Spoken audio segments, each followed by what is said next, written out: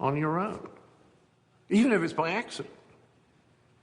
You know, because there's another mind in there throwing things in you wouldn't have thought of. So I think almost everything that I've really enjoyed writing has been cooperatively. Usually just one other person. If there's two in the room with you, it's much harder, and if there's three, it's hopeless, because one of the four, you agree, right? Yes, one of the I do. four will always say, I don't like that. So two is great. You're always trying to create something that will make enough people laugh. Now, don't ask me what I mean by enough. I don't never expect everybody to laugh. You always want that, but it's simply impossible. I've never done anything that everyone thought was funny.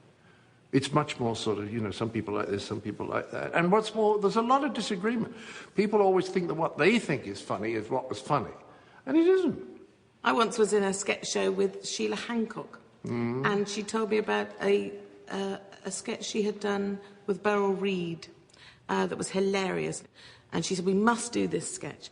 We had the right group of people there, and I kept thinking, I don't get this. This is embarrassing to me. And I asked if I could be excused boots from that sketch, which took a lot of courage to ask. And I was aware that that would have an effect. Well, it brought the house down every night, John. And I stood from the side of the stage and watched it happen. I still don't know what it was. I felt like that about the City Walks. I never thought it was a particularly good piece of material. I mean, first of all, it was written by Jones and Palin, who are not as good as Chapman and I. The audience was making so much noise, it didn't matter what I said. And I used to say to Michael, as I went round with my legs doing all this, I used to say to him, this is not a good piece of writing, Michael, as you perfectly well know, and it only gets such a great reception because of the prehensibility of my limbs. And I never particularly liked it. So it's very strange when you do a piece that people think is hilarious and you just kind of... It's confusing. I think it's confusing. Yeah. Yes, it is. Yeah. Yeah. But why do you think we love people who make us laugh so much? Well, because it's so wonderful to laugh. It's glorious. It's the best, the happiest moments of my life, probably sitting in the National Theatre in London, watching French farces done with great, great abandon, discipline. It's still my favourite form because you don't have to be completely plausible. And what Laurence Olivier said about film, he said it's always going to be so bloody plausible. And it's wonderful to get on the stage sometimes and just to let it take off and go just a bit crazier than it ought. Because there's a joy in that energy. Yes. And I think about the love that I've had for Eric Morecambe and for Tommy Cooper and for you. And part of it is because it's been a shared experience with my family. Yeah. So we've all bonded together. I'm not sure that happens anymore because we don't have TV that the whole family watches together so much. But it's a very personal thing. I slightly think I own that. I'm a bit annoyed other people know about Fawlty Towers. I'm a bit annoyed about that. This belongs to me. I'm watching things. There's this, but I tell you what it is. It's wonderful if you discover something at the start before the awful publicity machine has swung into. You know, for example, when I did the first series of Fawlty Towers, I turned down the front cover of the Radio Times. And we said, "What? What? Nobody's ever done that before." I said, "Yeah, I wanted to creep in." You see. But once you come under the full glare of the spotlight, and once you've done one or two things that are very, very good, then the bar goes up, the expectation goes, to the point, I think, sometimes when there's no way that you can match the expectation.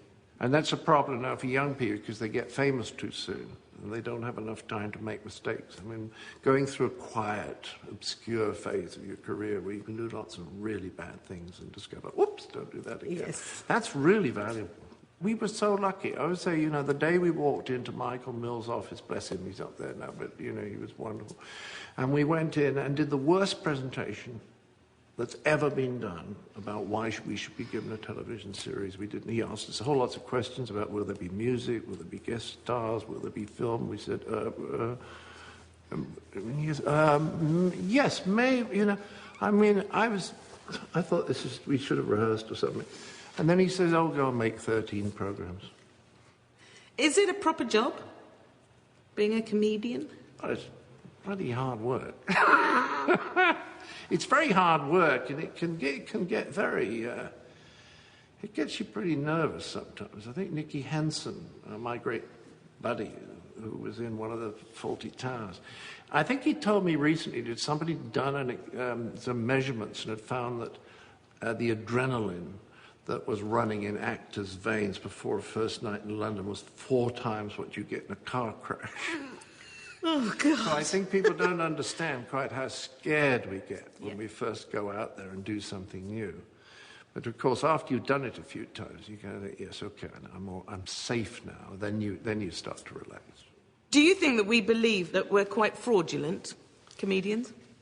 I think when I started, I found it much harder to justify being funny to myself. And then, just as a matter of sheer experience and talking to hundreds, thousands of people who've seen the stuff that I've been associated with, you realize that they really do feel the better for it. It's done sort of good. And when you see these awful, pompous politicians like Norman Lamont, you know, what a twerp, you know, inflated, almost beyond conception, thinking what a deeply important person he is. I want to say, no, you don't. Give me Eric Morecambe any time. Do you think it's an important job? Yes. I think it's terribly important. Why, John? Because I don't think at this moment in history there's all that much optimism and happiness in the world, and I think every time somebody laughs a bit, it's a slightly, momentarily, the world is a better place. I think it's immensely important. Do people thank you for making them Yes, laugh? they do. And I find that very touching. And particularly, the most touching thing is when people say that they watched it with a parent and they both laughed together. Very frequently in America, people indicate that it was really the only very close contact they had with their dads. But that was tremendously important for their relationship with their dad. And that's great. I mean, it's wonderful. Did you use humour to discipline your kids? Yes. Yes. Did it help? I did all sorts of strange, paradoxical things to my kids. Like when they were sulked, I used to say to them, I think it would be a really good idea if you went on sulking for a bit. I said, but when you've sulked and feel you've sulked enough, come in the next room and we'll have a game. So I said, but right now I think you need to sulk. It was impossible to continue sulking. And I'd peep in a little bit later and they'd be watching the television and they'd say, see me watching, go and sulk. I used to like that kind of thing. And I used to discipline my kids by saying if they didn't behave, I would sing to them.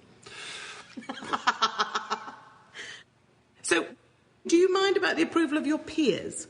I'm not very bothered by what other people say. That when it comes from someone that I really think can do it, that's what you love. The greatest compliment I was ever paid, it touched me very deeply, as I met Charlie Chaplin's widow. And she told me that after Charlie died, she used to watch Fawlty Towers to cheer herself up. And I thought, to cheer up Charlie's widow. Yeah. I'll put that on my tombstone. Ah, comedy orchestra illusa Napoli. And Dawn's back next Tuesday at 9 with cheeky chappy Graham Norton. Next tonight, more